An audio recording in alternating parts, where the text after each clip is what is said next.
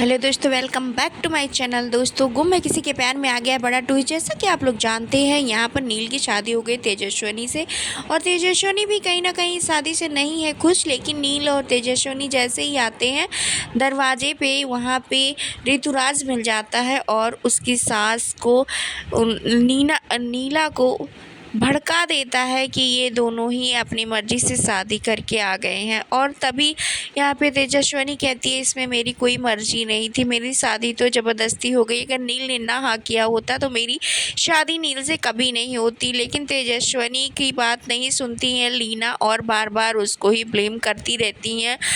तभी उसकी चाची आती हैं पीछे से आरती की थाली लेकर और कहती हैं कि ये आरती की थाली, अब जो कुछ भी हो गया दीदी वो हो गया, अब हम कुछ करते हैं बहनी, अब हम क्या ही कर सकते हैं। अब हम बहू का गृह प्रवेश कराते हैं, क्योंकि बहू लक्ष्मी होती है और वो दरवाजे पर खड़ी है, तो हम उसका स्वागत करेंगे, हम उसका निरादर नहीं कर सकते। तभी यहाँ पे लीना कहती है कि हम स्वागत तो इसका बहुत अच्छे से मैं करूँगी, इसका वेलकम बहुत बढ़िया करूँगी, ऐसा वेलकम करूँगी कि ज़िंदगी भर नहीं भूलेगी। और जो आरती की थाली होती है उसको उठाकर फेंक देती है। सभी घर वाले देखकर ये सब कुछ चकित रहते हैं और देखते ही रह जाते हैं। लेकिन तभी थाली उसकी चाची उठा लेती है वहाँ से और कहती है कि जो कुछ भी होना था वो तो हो गया, अब जो कुछ भी बचा हुआ है हमें उसको संभालने की ज़रूरत है। लेकिन लीना नहीं मानती है और कहती है कि तू कैसी बहन है,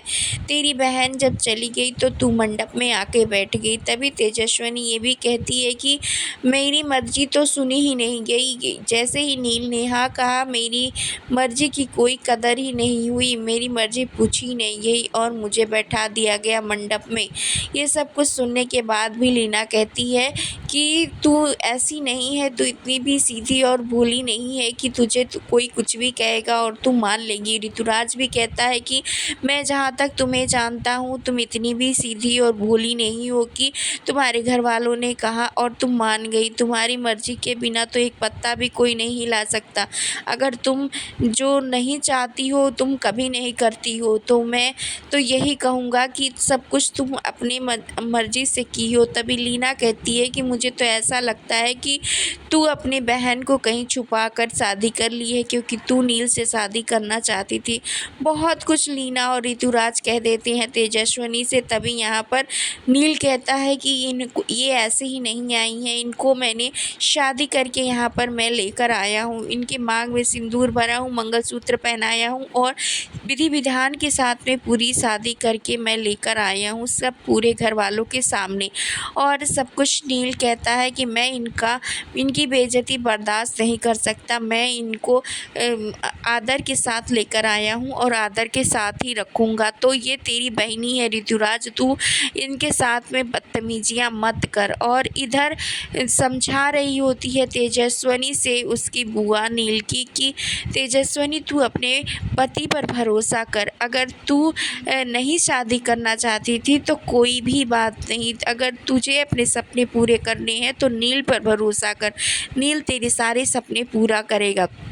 अभी तेजस्विनी कहती है कि मुझे तो कभी शादी करनी ही नहीं थी, मुझे तो अपने बाबा का सपना पूरा करना था, मुझे तो एक बड़ा सिंगर बनना था, मुझे तो ढेर सारे पैसे कमाने थे, मुझे तो अपने परिवार की रिस्पॉन्सिबिलिटी निभानी थी। लेकिन मेरे साथ ऐसा कुछ हो नहीं पाया और मेरी शादी हो गई और मुझे मेरे सपनों को पूरा करने का क्या। लेकिन तभी यहाँ पे उसकी बुआ कहती है कि तू पति पर भरोसा कर, नील पर भरोसा कर और नील तेरे सारे सपने पूरा करेगा। वो ऐसा लड़का है ही नहीं कि किसी के सपनों को बिना मतलब ही पैरों के तले रौंद दे, वो तेरे सपनों को ज़रूर ही पूरा करेगा, तो तू नील पे भरोसा करिए। सब कुछ उसकी बुआ तेजस्विनी को समझा रही होती है, लेकिन तेजस्विनी समझने के बजाय बुआ को ही सुना देती है कि मुझे किसी की भी मदद की ज़रूरत नहीं है, मैं अपने सपनों को अपने दम पर पूरा कर सकती हूँ। वेल दोस्तों, क्या कुछ लगता है आपको इस अपडेट के बारे में? क्या तेजस्विनी नील का सहारा लेगी या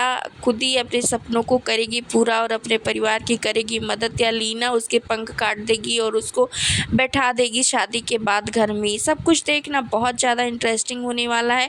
आने वाला एपिसोड बहुत ज़्यादा ट्विस्ट एंड टर्न के साथ आने वाला है। आने वाला एपिसोड देखना आप लोग बिल्कुल ना भूलें और हमारे चैनल पर नए हैं तो लाइक शेयर सब्सक्राइब करना, बेल आइकन दबाना बिल्कुल मत भूलें दोस्तों।